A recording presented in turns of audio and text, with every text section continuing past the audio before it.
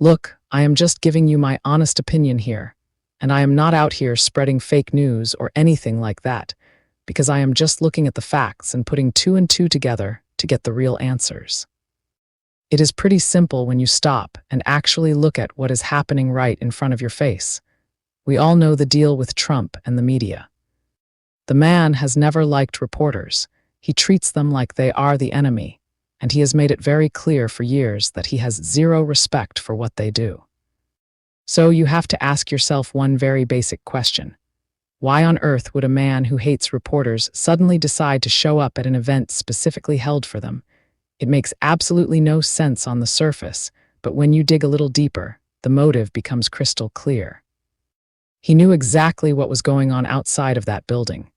He knew there was a vigil happening for Virginia and that the streets were absolutely packed with people protesting and making their voices heard. He didn't go there to support journalism or answer tough questions. He went there with a plan. He walks into that event and almost immediately the whole thing gets shut down. Just like that, the reporters were denied their time, the questions were cut off, and the event was forcibly closed. How incredibly convenient is that? It is the perfect way to look like you showed up while making sure you never actually have to deal with the heat. It was a setup from the start to silence the room and avoid the chaos waiting outside. I am not being poetic, and I am not out here acting like a protester. I am just calling it like I see it, because the timing is way too perfect to be an accident. When you shut down an event right when things are supposed to get real, you are doing it for a reason. He got exactly what he wanted. He avoided the reporters he can't stand, and he avoided the reality of what was happening outside with the vigil and the crowds.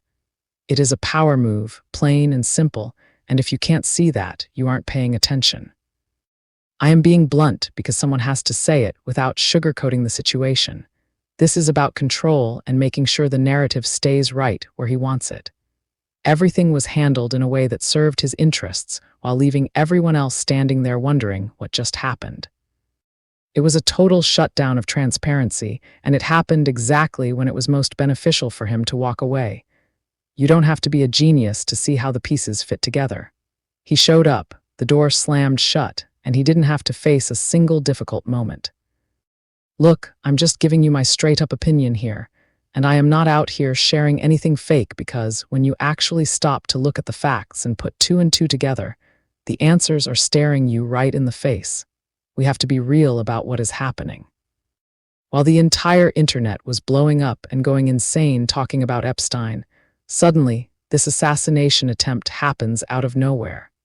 It conveniently shifted the whole conversation and turned Trump into a victim overnight. Then we have this event last night, once again painting him as the victim, and honestly, in my opinion, he is straight up mocking the Epstein survivors with these stunts. He is shutting things down for reporters and blocking events while pushing as hard as he can to build a massive ballroom. You have to ask yourself why a man would want a ballroom so badly right now. He claims it is all about protecting himself and his safety, but let's be for real about that for a second. If someone were actually serious about going after him, they wouldn't be missing shots and risking a lifetime in jail. So let's stop pretending that's the real reason. The truth is he is pushing for this ballroom because the midterms are right around the corner and he knows deep down that he is going to lose. He knows that when that happens, the legal trouble is going to catch up and they are all going to end up in jail. This ballroom isn't for parties, it's an escape plan. By building a room with bulletproof windows, reinforced metal doors, and high-tech locks, he is creating a fortress that even the military would have a hard time getting into.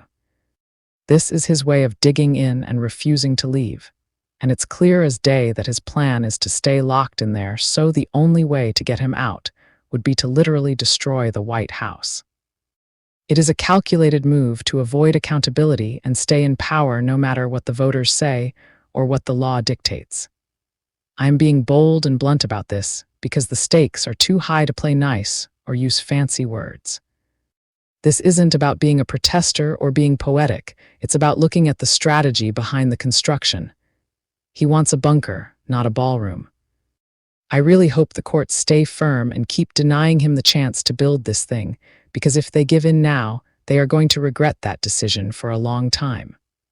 Once that door is locked and those windows are set, the rules won't matter anymore.